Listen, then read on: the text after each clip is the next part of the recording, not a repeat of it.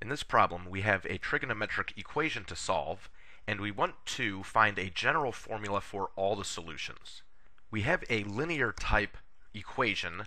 Our trig function is sine theta, and it is only to the first degree, so we're able to start this problem like a linear equation to try to isolate the sine function.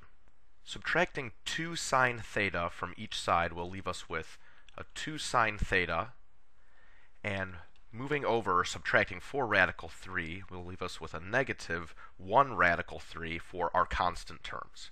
So subtracted 2 sine theta from each side, right here, and subtracted the 4 radical 3 each side. Now one more step to finish solving for sine theta. Divide both sides by 2. We're left with sine theta equals negative radical 3 over 2. On the unit circle, we'll find two angles where sine theta equals negative radical 3 over 2. If our cosine is a positive 1/2, sine is negative radical 3 over 2, and it's at 300 degrees, or radians, 5 pi over 3. The other angle is when cosine is negative 1/2, sine is negative radical 3 over 2, puts us at 240 degrees, or 4 pi over 3 radians. Often we want to find just the solutions within that first rotation on the unit circle, but this problem we want to find a general formula for all the solutions. So if we're talking about solutions in degrees, we could say that theta equals 240 degrees or 300 degrees, but we also need to include those angle measures that are greater than 360 degrees, but coterminal with each of those points.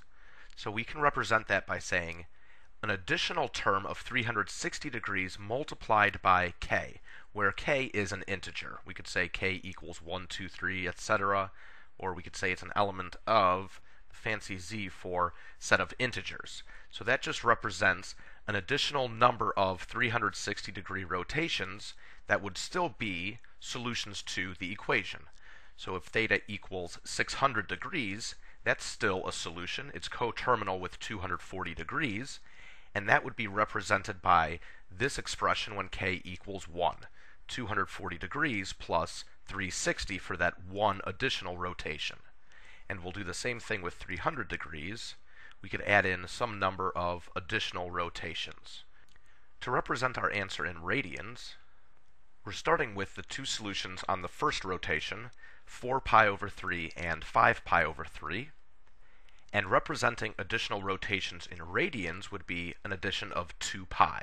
So 2 pi times k, as long as k is an integer, and we're representing additional full rotations, but points that would still be coterminal with 4 pi over 3.